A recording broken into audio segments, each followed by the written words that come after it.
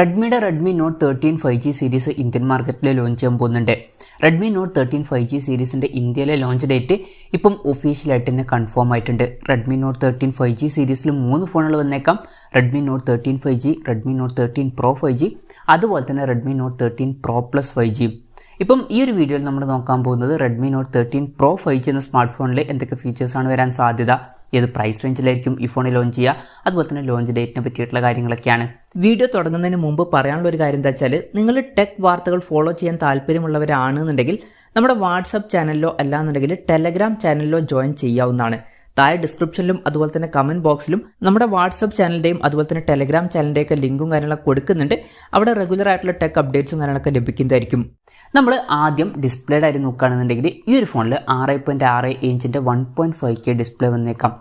പഴയ വെർഷനായിട്ട് കമ്പയർ ചെയ്യുമ്പോൾ കുറച്ചും കൂടി ബെറ്റർ ആയിട്ടുള്ള ഒരു റെസൊല്യൂഷനും കാര്യങ്ങളൊക്കെ ഈ ഫോണിൽ വന്നേക്കാം. AMOLED ഡിസ്പ്ലേ ഇതിൽ വരുന്നതായിരിക്കും. പിന്നെ പഞ്ചോൾ ഡിസൈനും കാര്യങ്ങളൊക്കെ വരുന്നതായിരിക്കും. പഞ്ചോൾ വരിക ടോപ്പ് സെൻറ്റർ ഭാഗത്തായിട്ടായിരിക്കും. ഡിസ്പ്ലേയിൽ 120 Hz റിഫ്രഷ് റേറ്റും കാര്യങ്ങളൊക്കെ സപ്പോർട്ട് ചെയ്യുന്നതായിരിക്കും. ഫ്ലാറ്റ് ആയിട്ടുള്ള ഡിസ്പ്ലേ ആയിരിക്കും വരിക. പിന്നെ ഗൊറില്ല ഗ്ലാസ് വിക്ടേഴ്സിൻ്റെ പ്രൊട്ടക്ഷൻ വരുന്നതായിരിക്കും. അപ്പോൾ നല്ലൊരു പ്രൊട്ടക്ഷൻ ഫോണിൻ്റെ ഫ്രണ്ടിൽ വരുന്നതായിരിക്കും. പീക്ക് ബ്രൈറ്റ്നസ് വരിക 1600 nits ആയിരിക്കും.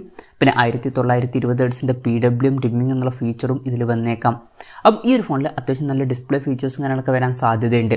അപ്പം പഴയ വെർഷനായിട്ട് കമ്പയർ ചെയ്യുകയാണെന്നുണ്ടെങ്കിൽ, അതായത് റെഡ്മി നോട്ട് 12 Pro 5G ആയിട്ട് കമ്പയർ ചെയ്യുകയാണെന്നുണ്ടെങ്കിൽ കുറച്ചും കൂടി ബെറ്റർ ആയിട്ടുള്ള ഒരു റെസൊല്യൂഷനും കാര്യങ്ങളൊക്കെ ഇതിൽ വന്നേക്കാം. അതുപോലെ തന്നെ കുറച്ചും കൂടി ബെറ്റർ ആയിട്ടുള്ള ഒരു പ്രൊട്ടക്ഷൻ ഈ ഫോണിൻ്റെ ഡിസ്പ്ലേയിൽ വരുന്നതായിരിക്കും.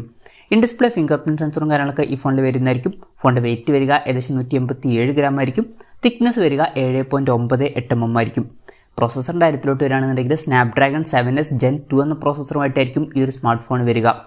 ഇപ്പം 21,000-22,000 രൂപ പ്രൈസ് റേഞ്ചിലൊക്കെ ആണെന്നുണ്ടെങ്കിൽ തരക്കേടില്ലാത്തൊരു പ്രോസസ്സറാണ് എന്ന് പറയാം ഈ ഒരു പ്രോസസ്സർ.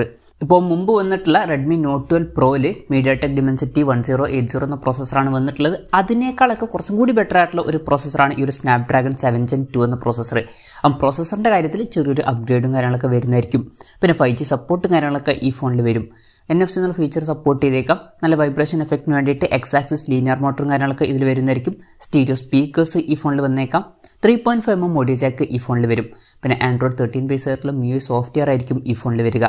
ക്യാമറയുടെ കാര്യത്തിലോട്ട് വരികയാണെന്നുണ്ടെങ്കിൽ ഫോണിൻ്റെ പിന്നിൽ ട്രിപ്പിൾ ക്യാമറ സെറ്റപ്പ് വന്നേക്കാം. 200 MP മെയിൻ ക്യാമറ സെൻസർ ആയിരിക്കും ഈ ഫോണിൽ വരിക. ഇത് സാംസങ് ISOCELL HP3 സെൻസർ ആയിരിക്കും. OSൻ്റെ സപ്പോർട്ടും കാര്യങ്ങളൊക്കെ ഇതിൽ വരുന്നതായിരിക്കും. റെഡ്മി നോട്ട് 12 പ്രോയിൽ 50 MP Sony IMX766 main camera സെൻസറാണ് വന്നിട്ടുള്ളത്. ഈ ഒരു പറഞ്ഞിട്ടുള്ള 200 MP ക്യാമറ സെൻസർ Pro Plusലായിരുന്നു വന്നിട്ടുണ്ടായിരുന്നത്.